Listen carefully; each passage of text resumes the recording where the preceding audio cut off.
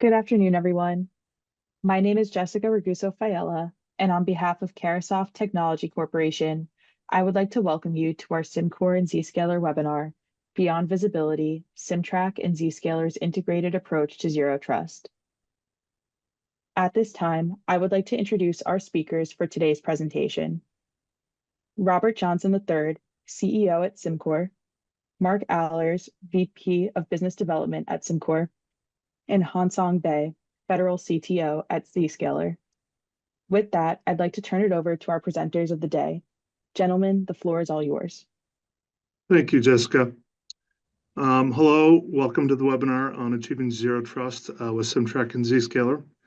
I'm excited to be joined by our expert panelist, Robert Johnson, as mentioned, President and CEO of CimCor, as well as Hansong Bae, who's the Public Sector CTO for Zscaler.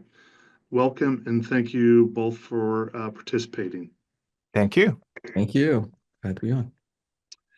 Zero Trust architecture has become a critical topic in today's threat landscape. Today we'll explore how these two solutions work together to help organizations implement Zero Trust effectively. So we have a number of panelist questions here that I'll just dive right into. And the first one is really focused more on strategic alignment and partnerships. So this one's for you, Rob. Rob, could you start by giving the audience a quick overview on CimTrak? Specifically, curious to know how CimTrak's approach utilizing integrity management helps catch risks that might slip through traditional security tools. Thanks, Mark.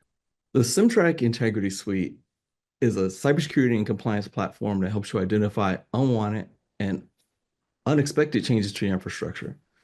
So traditional tools are needed. They're a critical part of your security stacks. But we believe there's still this glaring gap in folks' cybersecurity strategy. And to illustrate that, Mark, IBM and Pullman actually performed a study, it's often referred to as the IBM Pullman report, where they did a study of large companies, organizations that most certainly have the money, the skill, and able to make the investments to have the best of breed tools in place, the right processes in place. And that study unveils this sobering fact. The average amount of time before you realize you've been breached is 204 days. That's with the best of breed tools in place. So right now we're all talking about zero-day attacks. But really, if you think about it, we're kind of looking at it from the wrong frame of reference because it's really a 204 days ago attack. So it's really saddening considering it's 2025 and it's really kind of hard to believe this is where we are. But this is what the data shows. But you know what? If you think about it, and it becomes pretty obvious that there is a gap. For instance, let me ask just a couple simple questions. I'd like you to just think about that most important server you've ever managed in your career. Now imagine that you had all these best of breed tools in place, and then some bad actor launched a customized, targeted attack on that asset. And let's say he modified some things. Now, not obvious things like Joe Hacker was here. That's not what I mean. I mean changes that the pros would actually make. Changes that are not blatant and not obvious changes to behavior.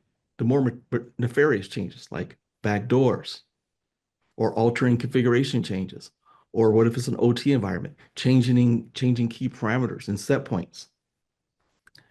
These are the types of changes that slip by our current defenses. And this is exactly the type of problem we're trying to solve. This is the reason we have this 204-day problem. And this is exactly what CimTrak helps you identify. CimTrak's mission is to help you identify and have visibility into unwanted and unexpected changes to your systems, to your network devices, to your databases, and much more, Active Directory, and not get visibility within 204 days. Well, CimTrak's objective is to provide you with visibility within seconds. Fantastic. Well, one quick question, the 204 days, is that a new statistic that has deviated from 5 days to 204? Or is it more than 204? Give us some context on that 204 days. Is that Well, over the right, past right. 10 years? Well, believe it or not, over the last 10 years, it's actually gotten worse. At one point, it was 190 days, then it went up to 201 days, and now it's 204. So believe it or not, with all the best of breed tools and all the advancements that we're making as an industry, we're actually going the wrong way. Yeah, hear that quite often. Thanks, Rob. Hansung, love to hear about Zscaler's role in this partnership. How does your cloud delivered solutions ensure secure access across the organizations? Yeah, I think, the first thing I would say is people hear cloud delivered and they say, well, I have an SAP on-prem and so I don't need that. And that's not it at all. So cloud delivered is more a philosophy than anything else. Yes, we have a cloud presence, but it's not, people ask me, hey, Hansang, I've been around the block. What's the difference between web hosting and cloud? Aren't they the same thing, right? So those of you who remember, back in the days, there were companies that did web hosting. Were they not cloud? And what's the difference? And my answer was, if you don't use a server and you're still paying for it, that's web hosting. But if you stop paying for it, then it's cloud, right? So the idea of a cloud, it's a physical infrastructure somewhere operated by somebody dedicated to that.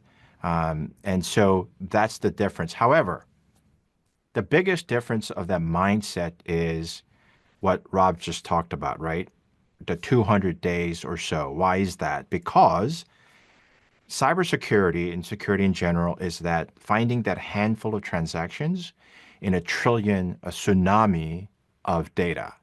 So if you think that a human being can do that on their own, the answer is no, right? And as a troubleshooter, if given the right focus, the right tool and the right amount of time, yeah, I can find the problem, but not when there's a tsunami of data to sift through. So the idea of Zscaler from the was whatever we're doing, it's not working. The empirical evidence is all the breaches and the attacks that are still to this day very successful. So let's try something different. And that something different is it's a location independent, device independent, and data independent security, right? Let the security follow the user. Don't make the users come to security to be serviced. And I think fundamentally, that's what differentiate cloud first Zscaler approach than your traditional security tools. Love it. I like that explanation. Hopefully that'll clarify for anyone that's ever asked that question. Rob, when we talk about zero trust these days, everyone has their own take, right? How do you see this partnership strengthening zero trust implementation for companies that adopt both solutions? Well, Mark, to be honest, we're very excited about this partnership because we believe that when companies implement both solutions, CimTrak plus Zscaler, and that they integrate them, what's amazing is I think we can actually solve problems in ways that the industry has never seen before. And I think that's why we're also just excited about what we're doing. I feel like we're kind of pioneering a new way of thinking about things. In a way, we're taking zero trust and zero trust strategy, and we're finding a way to make it more fluid and adaptable to changing situations on the ground. So, think about it. Your assets are not static. Systems change, devices change. And CimTrak, by CimTrak providing Zscaler all the real-time information about key changes in the security posture of assets and organization, now you can make decisions. And this creates this opportunity to dynamically adopt zero trust rules at the network layer, responsive to what's actually happening on the ground. So that kind of paradigm shift, that these aren't static set of rules. These rules come alive based on what's really happening. And just to me, that's really exciting. Just think about firewall rules, thinking about that mentality. They never change until a human goes and makes the next set of rules. Well, we're saying something different now. let's have these zero trust rules get activated at the times that make sense. So it's kind of an exciting paradigm. I'm kind of pumped to see where this goes and all the things we can do. Fantastic. And Hansung, kind of your take too. Interested to understand the strategic vision behind this partnership. What led to integrating Zscaler's cloud security platform with CimCor and its monitoring and compliance capabilities? Yeah, to put it simply, it's to go where Zscaler doesn't go, right? So think of us as Zscaler as an armored Uber service with MRI and X-ray machines on board. I'll safely transport you to and from. I'll diagnose and look at imaging to make sure nothing's been tampered with or you're not trying to bring in, suspicious material. We do that to the tune of 500 billion transactions a day. Where what we don't do is the passenger. We're not the passenger. We're a delivery service and protection service. So the files changing, uh, users accessing a particular thing that they shouldn't, or changing something on the system. That's we don't so extending our security boundary, the zero trust boundary, farther and farther towards the user and towards the systems, the servers, the application. That's a win-win. To me, that's what's exciting is that customers adopting both can extend the solution farther and farther, gives them better protection. Better protection leads to less breaches. Love that analogy. I'm gonna have to steal that. The armored Trademarked. trademark now. Trademark. I like it though. Thanks.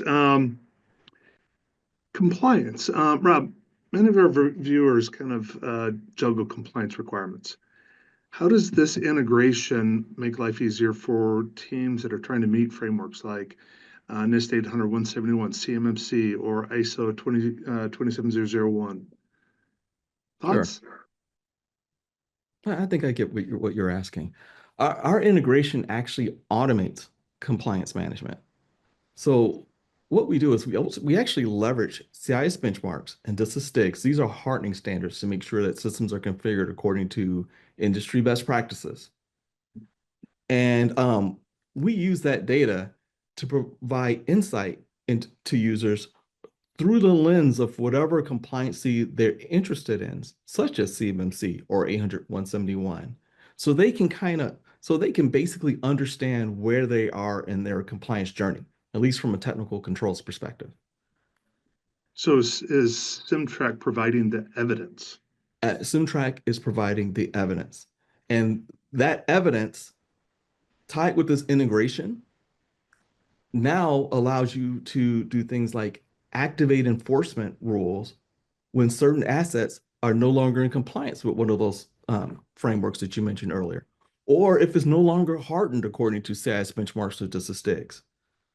When Love it. CimTrak detects deviations from CIS benchmarks or DISA STIGs, or from the compliancy that you're interested in this integration, this is our opportunity to send a signal to Zscaler, whether it's ZIA or ZPA, to actually enforce and activate certain zero trust rules.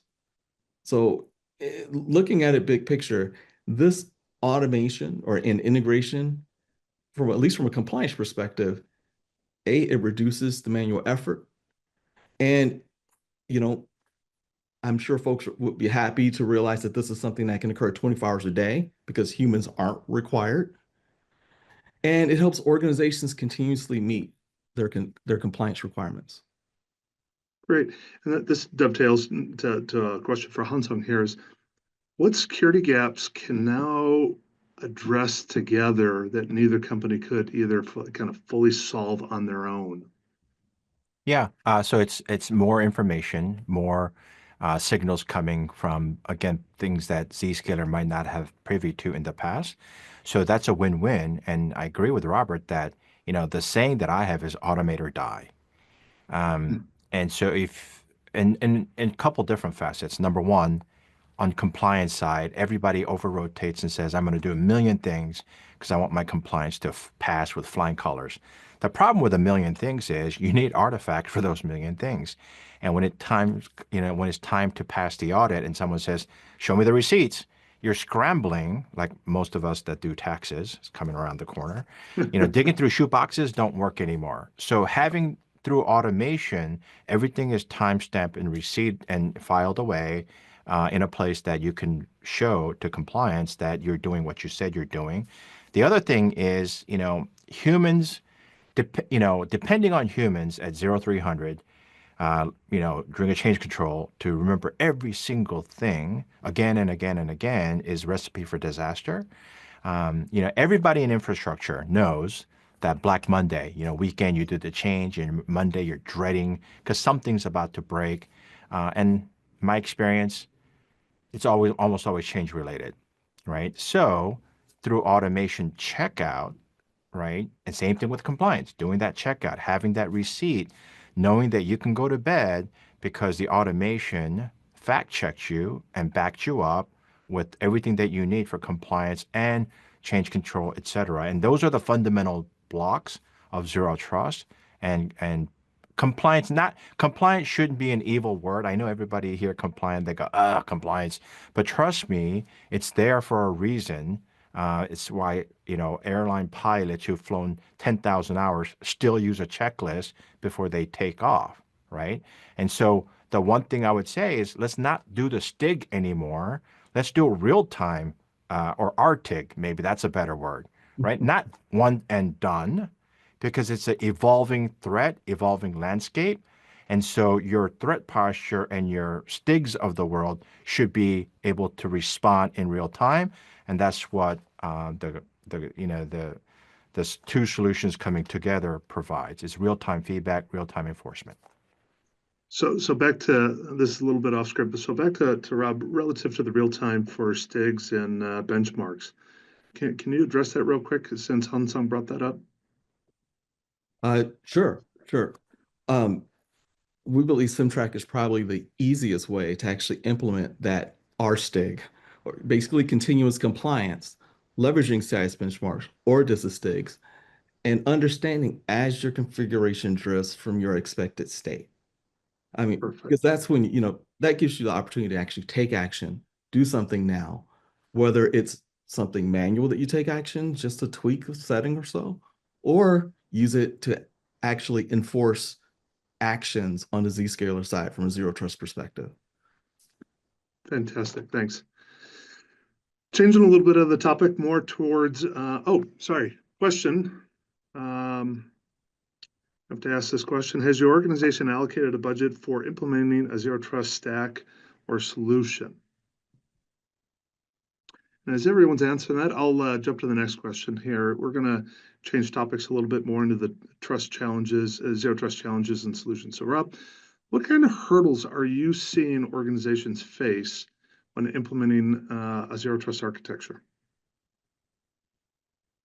Well, NIST 800-207, which is basically the official definition of zero trust and zero trust architecture, they actually lay out 7 key tenets of a zero trust architecture.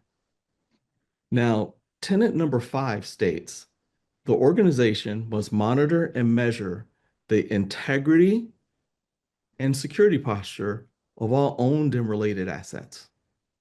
Now, this tenet, this thought process, you don't hear often in the terms of zero trust conversations, do you? And because of that, I think that until now, implementing the integrity component of your zero trust strategy has perhaps been the most difficult. There wasn't a great way to tie it into the entire process. And that's really the massive paradigm shift in what we're doing here with this integration. Fantastic. So this is a good parlay for Hansung here. In your conversation with customers, what are the biggest challenges around maintaining system integrity, and how does this integration help address kind of those pain points? Yeah, I think the biggest issue is inertia.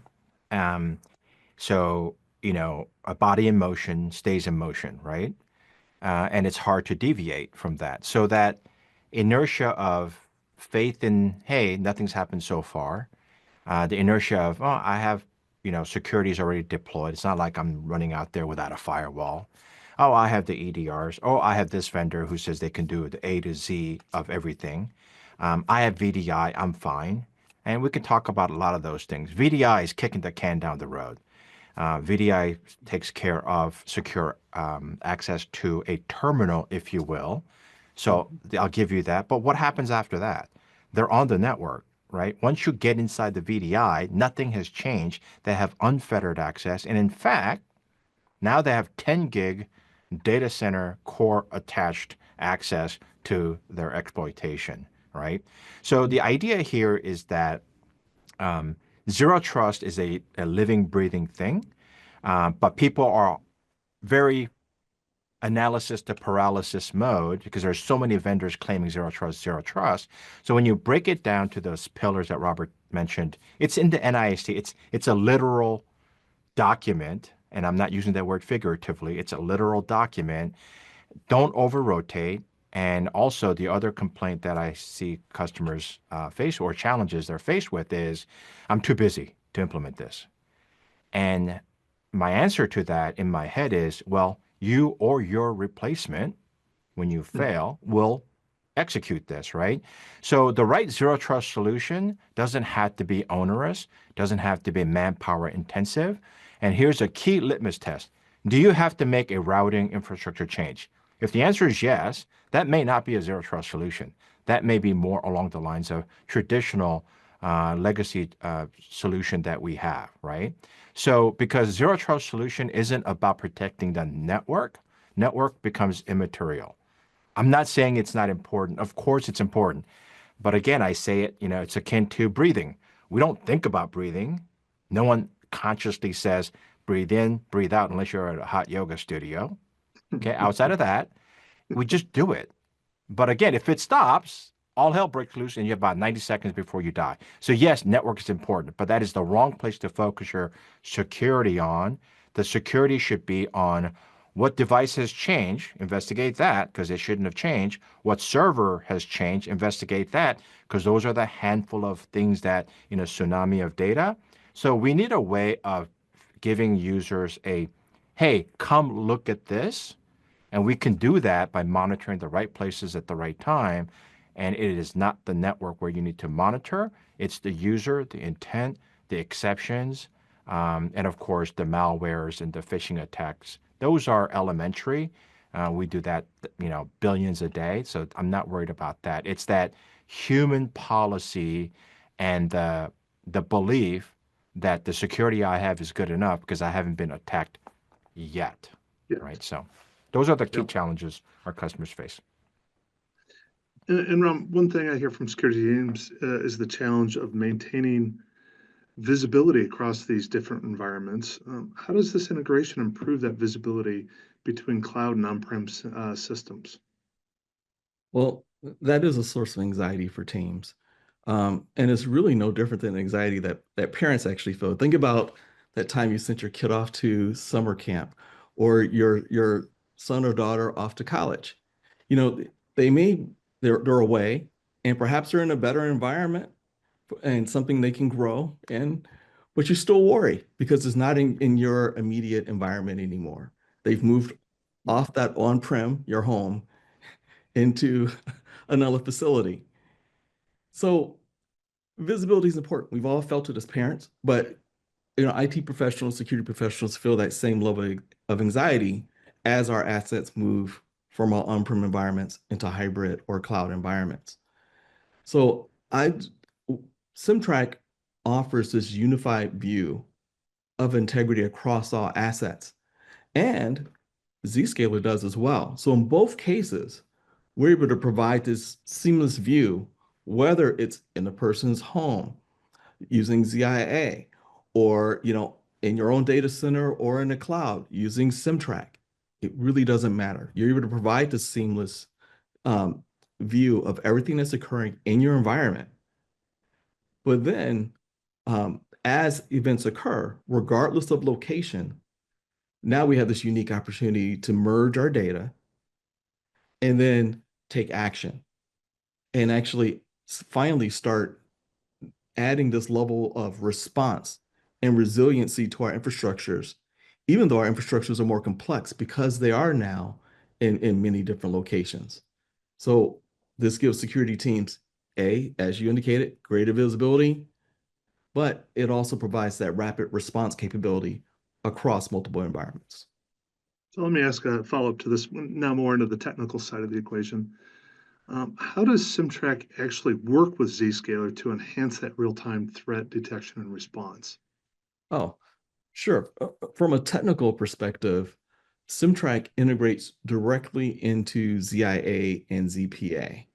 Of course, CimTrak, using drivers, a variety of other methods, can monitor files, configurations, even your compliance posture. But when something unauthorized occurs, or a threat occurs, or as a system shifts away from a authoritative state, in terms of, say, in terms of compliance or a STIG, as we were just speaking about, CimTrak alerts Zscaler via Zscaler's quite robust API. And that is the secret sauce that enables us to provide those updates to zero trust access policies and activate them and activate rules in this dynamic fashion. And that gives, of course, the result is it gives us the ability to block threats before they propagate, limit lateral movements, and help your organization infrastructure automatically adapt to a dynamically changing threat landscape. Fantastic. I do have a couple more questions, and we're going to actually show a demo. So I think, Jessica, do you have to pop up another question here? Because we're transitioning to the technical side of the equation here a little bit. So as people are answering those questions, I'll preface Hansong with a question here. Could you walk us through a real-world example, maybe paint a picture of how an enterprise benefits from having both Zscaler's cloud security and Cimcor's integrity management offering working together? Yeah, before, for the audience here, before the webinar started, we were joking and talking about how much a fan of Star Trek I am. So let me tie that into the webinar. Imagine that something on a web server or a router or a firewall or some on-premises device, some signature changes, okay? And it's suspicious. I don't know quite yet what it is, but I know something changed and it shouldn't have changed. What if I just said shields up, right? Like Captain Kirk used to say, shields up, okay? And my shields up is instantly in real time, nothing static about this. Everybody gets browser isolated to on-premises or cloud-facing web-based application. So the shields up is you can still look, and in fact, depending on what group you're in Active Directory or AD or IDP, some of you may, out of necessity, have read-write access. Some of you may only have read access. Some of you might have different. So we can have very bespoke, granular rules for different groups. But the idea is something fishy happened. Let me go to Shields Up and then figure it out. We can do that today using the integration that between Cimcor and Zscaler have. And that alone is huge. The next zero-day vulnerability is going to have something to do with login, with web access, the browser, etc. Right? We can probably figure on that because that's the most common use case these days, and that's the most common vector. So when that happens, can you go shields up? And if the answer is no, you should come talk to us because we can provide that capability. Again, I like that. I'm going to steal that one too. Shields up. 10 cents a use royalty. I like it. And then Rob, how specifically can security teams leverage this automated remediation and response with this joint solution? Well, security teams can leverage it really in terms of just immediate corrective actions or actions to prevent additional movements or actions by bad actors. So it literally is that shields up philosophy. So if, for example, if CimTrak detects non-compliance or unauthorized file changes, or say a new unexpected user is added to Okta, or privileges have been changed in some way for an existing IDP user, CimTrak would detect it right away. And then Zscaler is what we use to restrict that access, isolate endpoints, quarantine systems until the issue has been remediated, all without manual intervention. And on top of all of that, CimTrak maintains an audit trail with forensics as Hansang mentioned earlier, the receipts of all those changes. So, and that becomes just the perfect starting point for an investigation. Okay, good. And then Hansa, how do your micro-segmentation capabilities complement just like what Rob was discussing there about CimTrak's integrity monitoring, kind of to Yeah. create that robust zero trust environment? Yeah. So, the idea is that going back to the zero trust conversations, this may be a little bit of controversial statement, but there's no such thing as zero trust. Someone's going to do you harm. Someone's going to do you harm. Our job is to reduce that blast radius to nothing burger instead of the entire casino shutting down, instead of the entire hospital shutting down, instead of the entire pipeline shutting down, instead of the entire database being shut down. I could just go on and on and on. So how do we do that? We do that by micro-segmenting everybody. Remember that armored Uber service that I talked about? What if every transaction by every user to every application was done via that armored Uber service? If we detect one armored Uber service as being compromised, 99.9% of the folks are fine. Why? Because they didn't have lateral movement. Because you're not using the network, you're going through the network. But again, you're sitting in an armored Uber. You don't know how you got there. You don't care how you got there. You just know that you got there securely. So again, the micro-segmentation isn't about granular access lists. It can't be done at the IP address or TCP ports. Why? Because there is no field in TCP header. There is no field in an IP header or protocol number that says identity, that says application. It doesn't exist. So we have to do it elsewhere. And if you microsegment, meaning every user, every application gets an HOV lane on demand and is inspected on demand in real time, you can create that microsegmentation. Otherwise, you're going to be trying it at every network solution. I've tried them all, and you may be able to do it once, but within 10 minutes, it's outdated because some new application needs or some users need different access. So it's operationally impossible. So that's the other good lessons on zero trust is that the operational burden, it's one thing to build, it's another thing to maintain. That operational burden significantly reduces with the right zero trust solution. Love it. So let's do this. Let's dive into a demo. Nothing's better than the proof's in the pudding here, right? So Rob, I'm going to turn this over to you, let you take control of the screen, and we'll show you what we've been discussing. Sure. All right. Thank you, Mark. All right. So again, CimTrak identifies unexpected and unwanted changes throughout the enterprise. So it is Active Directory, IDPs, servers, network devices, and it has several different modes for doing that, whether it's just logging that something happens or stopping, even blocking certain changes from occurring to some of your critical systems. And we could even take a more aggressive approach where as something changes that we don't expect, we can actually fix it automatically and change things right back to how it was. So, and setting all of that up with our product CimTrak is very simple. It was designed to be very simple and easy to use. So imagine that someone went and modified, they actually deleted all of those files or say they were encrypted. CimTrak would literally bring all these changes right back to how it was. Or here we're adding a virus. CimTrak detects it and removes it out of your system. Or say we just opened a file, modified it, or deleted content from a file. Within a second, CimTrak changes that file right back to how it was.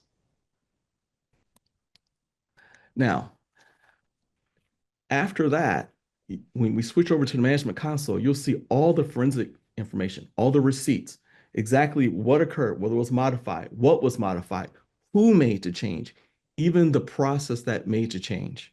And then we can analyze it using something such as VirusTotal or other threat solutions to actually identify if it's been identified as a threat by one of those other solutions.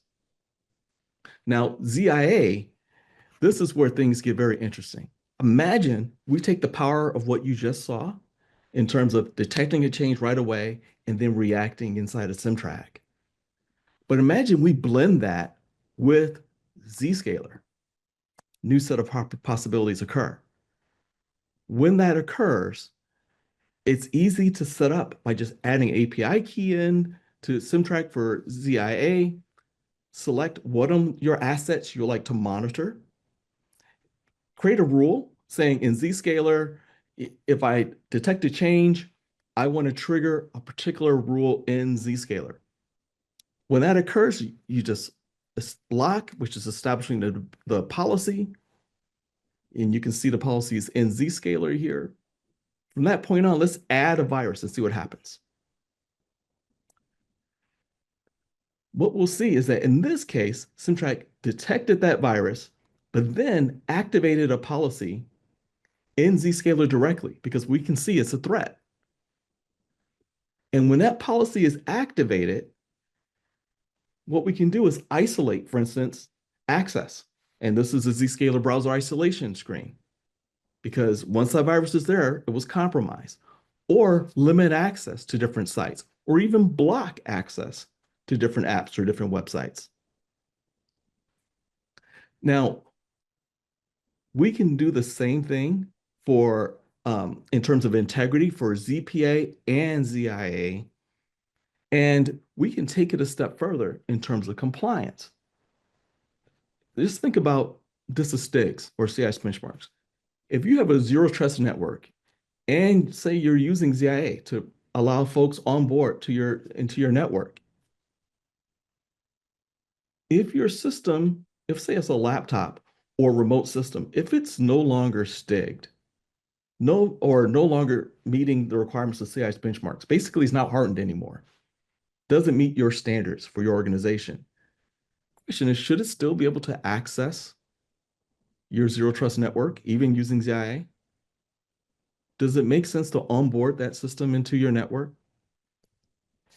This is the type of rule that we're able to activate now and leverage using the ZPA and ZIA compliance monitoring. Now, we're going to shift gears a little bit.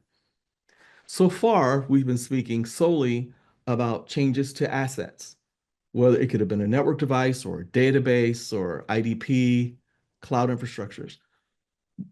But now I'm going to have you think about something different. Zscaler is a large, very powerful and extensive SaaS platform.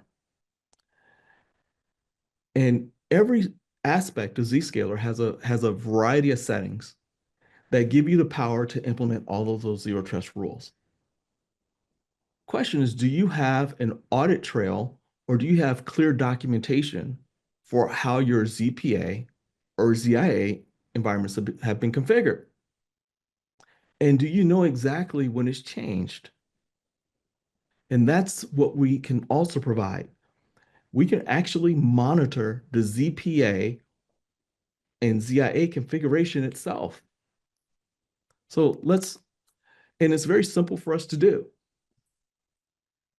Same easy steps. We make it very easy to monitor. Once again, we just enter the ZPA credentials. And in this case, these are all the types of settings that you have available in ZPA. Once you lock, which is us enabling a policy to monitor it, then it's active. Well, let's go in and we're going to actually delete an application segment from ZPA. CimTrak will detect that, and we can actually view and see this Cimcor web application segment was removed. And we have the entire history of not just that, but all of the configuration settings within ZPA and reports to provide you a history and audit trail, the receipts of all that's happened in that environment. And we can do the same thing in ZIA. Same basic steps, and that's the key to CimTrak is consistency. You monitor everything in exactly the same way. So if you can monitor ZPA, you can monitor ZIA. Same steps. Enter your API key, pick which of the configuration groups you would like to monitor. For enable the policy, And this is a very quick step. And then from there, we're going to go in and we're actually going to delete a user from ZIA. You can see it's been effectively deleted from ZIA. And if we switch over to CimTrak, we can see that this user has been deleted. As you can see, Gordon Freeman has been removed from ZIA, along with all of the settings that were associated with that user. So again, every single setting in ZIA you have an audit trail for. And here is a list of all the configuration settings or groups of settings that we monitor both in ZPA and ZIA. And you can see it's quite extensive. I mean, Zscaler is such a powerful platform. So whether it's certificates in the certificate controller, ZPA, or the micro-tenant information, or policy information, or rules in ZPA, you're covered and you can understand what's happened over time. You have the audit trail exactly what the settings were. Or in ZIA, same story. If your DLP rules have changed, or device groups, or forwarding rules, or traffic forwarding rules or policies, you will understand and have a log of all of the changes that was made to that ZIA environment. So incredible power here. This is also really great for meeting the requirements of 800-172, which requires government and federal organizations to have an audit trail and a log of all the settings that were in place for their SaaS applications. Okay. All right. Anselm, anything to add to that before I ask my last two questions here? Yeah, I'd like to request a feature change. Just a shields up button would be great. Again, but I think what we saw was there's external threat, right? Zscaler got you covered. Don't even bring it on premises. What about the insider threat? That's a huge, so what you saw was an attack from the inside of either, the thing about CIA model, not the Intel side, but confidentiality, integrity, availability. Availability doesn't get as much spotlight as the other two. And here, deleting a user, that impacts availability. And that's an insider threat. And being able to recover from that very, very quickly. Again, somebody is taking that handful of bad transaction in a tsunami of transaction and surfaced it up for you and say, come take a look at this. I think that is incredibly powerful. It's kind of like burning the hay to find the needles. That's right. Right. So last couple questions here, because we're getting to the end of our, we have a polling question here. And so while you guys answer that. Deployment and implementation, Rob, what does the integration look like for companies already using Zscaler or CimTrak? Are there certain deployment approaches you typically recommend? Sure. Well, first of all, CimTrak is designed to be simple to use, easy to deploy. And that doesn't, of course, mean that the product is simple in nature. It's extremely complex. The challenge is taking something very powerful and finding a way to expose its capability in the simplest way possible. So there's an art to that. And we think we've mastered that with CimTrak. So it's simple to use, easy to deploy. But in a similar fashion, CimTrak and Zscaler users can quickly integrate via the API connectors. As I mentioned earlier in the video, it is just an API key, and then we can start the integration process. You mentioned deployments. We typically recommend phased deployments because you can't boil the ocean many times in some organizations. So of course, what the ideal scenario is to start with your most critical assets. And you'll know what those are. And often those are defined inside of your risk analysis for your organizations and your business continuity plans. So you would like to start with those critical assets and then incrementally expand your coverage. So, this is also just an opportunity. This is a chance, finally a chance for teams to think a little bit differently about how they respond to material threats in your organization. It's to rethink your response plan. And also it's a great chance to say, for instance, you're using Zscaler already. It's an opportunity to create some new rules unlock some new actions and capabilities in Zscaler that perhaps before you weren't sure that you understood the right times to activate those capabilities. Well, now you can follow that shields up methodology and just at the right time implement these new capabilities or these new rules that are at a greater level of, of strictness and leverage that power in your investment in Zscaler greater and at a greater level than ever before. So you just brought up a couple of things about around data sharing. So Hansang, what kind of API connections exist between Zscaler and CimTrak, and how do you ensure that data remains secure? You're muted. Oh, you're muted. Sorry, amateur move there. What I was saying was there's two-part answer to that. One is on the vendor side. This is a litmus test that for all you watching, every vendor will say, yes, we have RESTful, we have JSON. I get it. The key, that's not the question to ask. The question is it a published API? The thing about being published is that once we publish an API, we can't change things willy-nilly, right? Because people have written rules around it. So every vendor, trust me, has APIs and JSONs of the world, RESTful, whatever it may be. That's not the question. The question is how much of it is published. So we have extensive catalog that allowed the integration to happen. The other answer is I go back to, again, is this is your chance to automate or die, right? Those are your only two choices. You have to automate, get that handful of transactions to bubble up quickly. And you saw that in the demo. And, there was a question, I just peeked at the Q&A, one question, where's the overlap and how does it, between CimTrak and Zscaler solution? And the idea, I'll give you a perfect example. I can't check for logic changes. If you deleted something, maybe that's what your job is. And how would Zscaler know? But CimTrak, Cimcor would know, right? So this idea is the biggest problem that faces cybersecurity is a logic change because something being on, something being off, something being deleted, something being not deleted, those are logical changes that may happen as part of normal duty cycle. Except when CimTrak says, you're not supposed to change this, then it's no longer a logic change. It's a forbidden action, and I can do shields up, right? So that's where both solutions complement each other so well because we extend that defensive perimeter to every user, every device, every application. And of course, we have the armored Uber, so don't worry about the network and the infrastructure.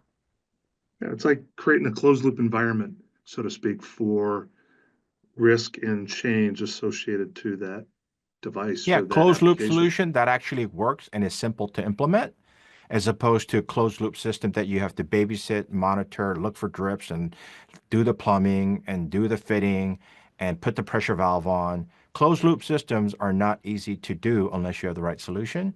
So I would say that is the difference between a closed loop that works. And again, at being an engineer, it's hard to make something simple. And so I think the demo that you saw from Robert showed that how simple things can be and hides the complexity for the end users. Now, Thank you for that response. That's good. you guys both have spoken about closed loops. And I think one key component of a closed loop is an ITSM system, some ticketing systems such as ServiceNow or Jira, because that provides this form of documentation of what the intent is in your organization for changes. And one thing I like to bring up is that CimTrak integrates to a variety of ITSM systems. So this lets us leverage ServiceNow or a Jira or a BMC, BMC Remedy and others as this inflection point to understand more of the logic that Hansang spoke about. Should this change occur? Is this a window where changes should be occurring or not? And then reconcile what's happening to one of those tickets, or perhaps it's an incident. And that's one of the ways you can know as part of this closed loop process. So am I correct in assuming, Rob, that by flipping this model around, you know everything that's good, and then everything else is managed by exception, as Hansang's mentioned before, is we're burning the hay to find the needles. Is that a fair assessment? That's exactly right. When you can take all of these tools and say you're integrating CimTrak and Zscaler and ITSM system, what you're doing is you're also better leveraging your investment. Because when you connect all three of these tools together, and perhaps you tie in a SIM, when they're all truly integrated, that's when you start to really identify the value. Each one individually, of course they have their value propositions, but it's more of a challenge for organizations to figure out what's the synergy, what's the synergistic opportunity when great tools intersect. And I think this is a great example of that synergistic opportunity that organizations can take advantage of. And it goes without saying, Rob, that one of the things that Han Song has said is automate or die, right? Everything that we've been discussing relative to this integration, as well as what you just brought up with ITSM vendors, ServiceNow, Jira, BMC, that process is also automated through the change reconciliation, change approval process that enables this closed loop environment to essentially happen in a real-time manner and automated in a simple fashion. Is that correct? Yeah, that's directly on point. That is absolutely correct. So we're sitting with 4 minutes left here. I did have one last question about future roadmap, but maybe that'll be a separate conversation for both of you guys at some later date and time here.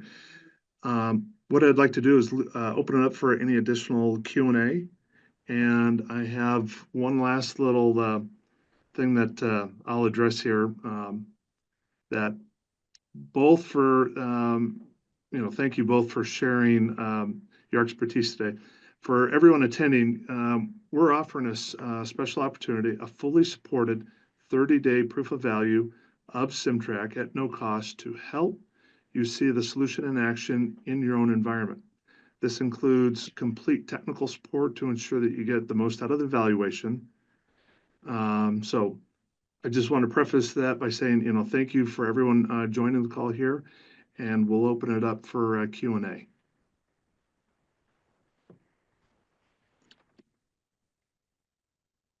So Jessica, we might need your help here.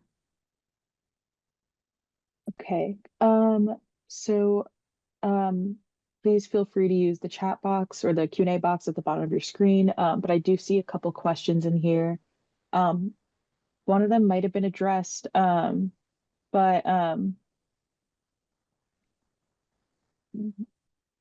which areas of the Zero Trust framework does Zscaler fit in well strongly without duplicating the function of CimTrak, which will make sense for consideration for going in for both CimTrak and Zscaler as Zero Trust architecture partners? Yeah, and we addressed this, to just elaborate with, a few more points is that Zscaler, again, we are data independent, application independent. We provide protection that way. We don't know what's supposed to happen on the server. We don't know if etc, bins, sbin, etc. files been modified.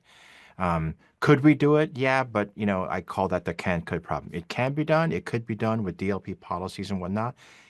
Operationally impossible to do it, right? So why bother with that? Instead, use a dedicated tool like CimTrak and let it work. So this is in a journey of an application. End users double click on something. That device needs protection. We have EDR and also CimTrak watching those critical file system. Zscaler take our maneuver service. We take you securely with micro-segmentation built in to that application. Again, extend that perimeter by monitoring the critical file systems of that server application data. And that is the true life of a journey of every application of every user. And you have it all covered. And we have receipts. Both companies have robust and august log capability that you can pass with your compliance and audit with flying colors. And the one final thing I'll say, everything that we talked about, Robert, and the change control and ITSMs of the world, if the leadership does not dictate, if you make an unauthorized change and you bypass change control, you're fired. Without that draconian rule, people will find every excuse to circumvent the guardrails that you put in. So again, it comes down to a human being the weakest point, and it does take leadership to put their foot down and say, we are going to follow the process. And it may be rocky at first, but it'll smooth itself out of necessity. So do that. Otherwise, you'll be forever chasing a ghost. Well, thank you very much. I think that's a good comment, and that we will end on. So, Hansung, I really appreciate your participation in this, and Robert, thank you very much. We will get this presentation out to everybody that has attended, and thank you again for your participation. Absolutely. Thank you. All right. Thank you. Bye-bye.